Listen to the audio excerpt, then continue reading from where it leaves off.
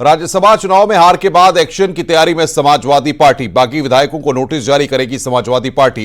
SP प्रवक्ता राजेंद्र चौधरी का बयान आया है, नोटिस भेजकर विधायकों से जवाब मांगा जाएगा। जवाब आने के बाद कार्रवाई होगी।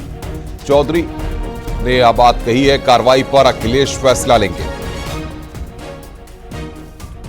तो बड़ी खबर यहां पर हम बता रहे हैं आपको, बागी विधायकों को नोटिस जारी करेगी समाजवादी पार्टी। ये बड़ी खबर यहां पर हम आपको बता रहे हैं। जवाब आने के बाद यहां पर कार्रवाई होगी।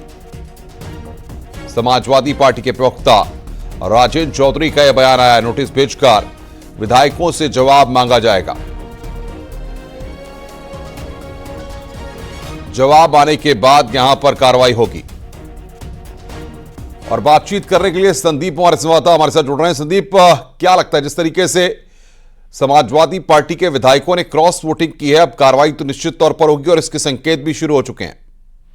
बिल्कुल, समाजवादी पार्टी आज 11 बजे तो पार्टी कार्यालय में प्रेस कॉन्फ्रेंस कर रही है और इस दौरान, कल के दौरान जो क्रॉस वोटिंग हुई उस पर भी चर्चा करेगी। हालांकि जो पार्टी सूत्रों का कहना है, पार्टी के प्रवक्ता है राजेंद्र चौधरी, उनका कहना है कि पहले पार्टी जो बागी विधायक हैं उनको नोटिस जारी करेगी और विधायकों के जवाब आने के बाद अगला एक्शन सपा मुखिया अखिलेश यादव तय करेंगे। यही पार्टी की रणनीति है, पहले विधायकों का जवाब आ जाए कि वो क्या जवाब देते हैं, किस कारण उन्होंने क्रॉस वोटिंग की।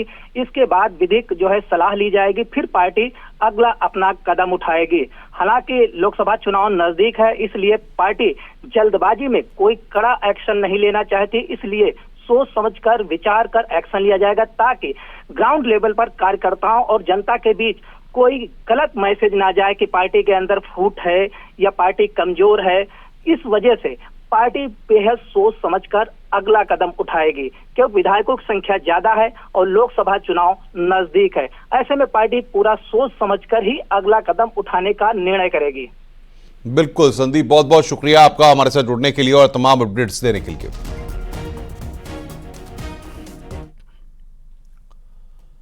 राज्यसभा चुनाव के लिए वोटिंग के दौरान गजब का खेल दिखा। समाजवादी पार्टी के कुछ विधायक बीजेपी प्रत्याशी को वोट करने पहुंच गए, तो वहीं अखिलेश को इस चुनाव में सिर्फ कांग्रेस के 2 विधायकों का वोट ही नसीब हो सका। यानी राज्यसभा के चुनाव में अखिलेश के पूर्व सिपह सालार संजय सेठ जैसे ही बीजेपी के शतरंज का मोहरा बने, अखिलेश जीती बाजी हार गए और फिर vote to back cross voting ने रही सही कसर भी पूरी कर दी।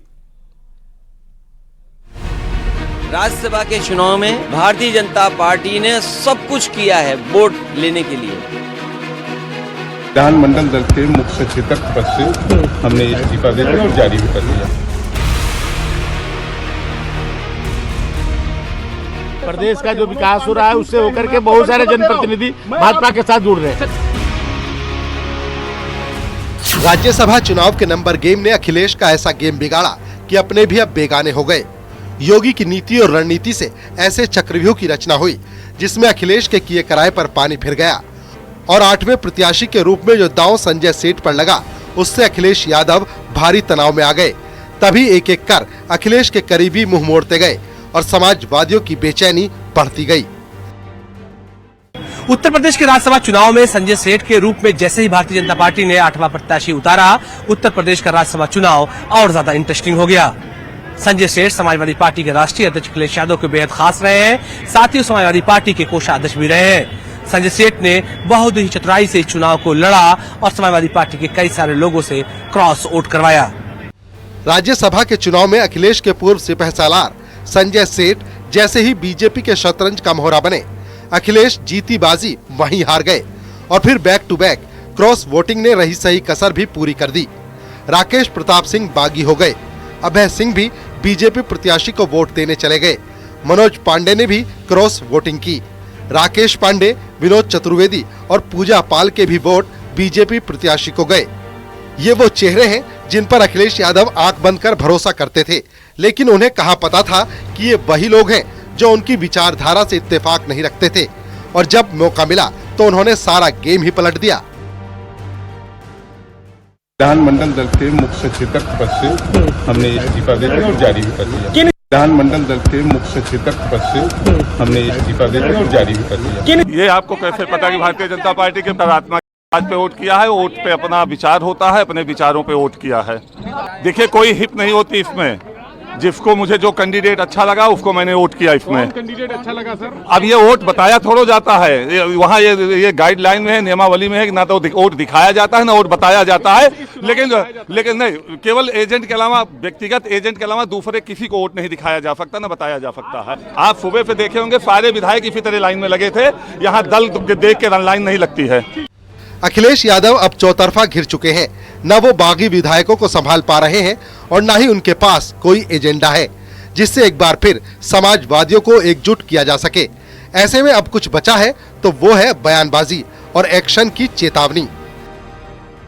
राज्यसभा के चुनाव में भारतीय जनता पार्टी ने सब कुछ किया है वोट लेने के लिए, और जो लोग गए हैं उनमें साहस नहीं रहा होगा सरकार के खिलाफ खड़ा होने में। कार्रवाई निश्चित होगी, क्योंकि पार्टी के जितने भी हमारे साथी हैं उनका मानना है कि ऐसे लोगों को दूर कर दीजिए। बरसात के सीजन में कुकुरमुत्ते उगाते हैं और बाद में टूट जाते हैं। कुछ कुकुरमुत्ते हर पार्टी में होते हैं, बीजेपी में टूटन हुई, पहचान नहीं हो पाई, बीजेपी पहचान करने में कहीं वो तो ह्यूमन नेचर, आदमी परफेक्ट नहीं होता है, तो पहचान में तो गड़बड़ी किसी से भी हो सकती है। पार्टी के वो भी छोड़ के चले गए हैं, एनडीए के पाले में चले गए। दावा किया जा रहा अभी और टूटेंगे, अभी और वोटिंग होगी। ऐसे दावा तो चलते रहते हैं। दरअसल जब तक बीजेपी ने 8वां प्रत्याशी नहीं उतारा था, तब तक उसके सातों और सपा के तीनों उम्मीदवारों की जीत लगभग तय मानी जा रही थी। लेकिन 8वें प्रत्याशी संजय सेठ के मैदान में आते ही पूरा खेल बदल गया और फिर इस चुनाव में वही हुआ जिसकी अखिलेश को उम्मीद तक नहीं थी। Bureau report, news 18।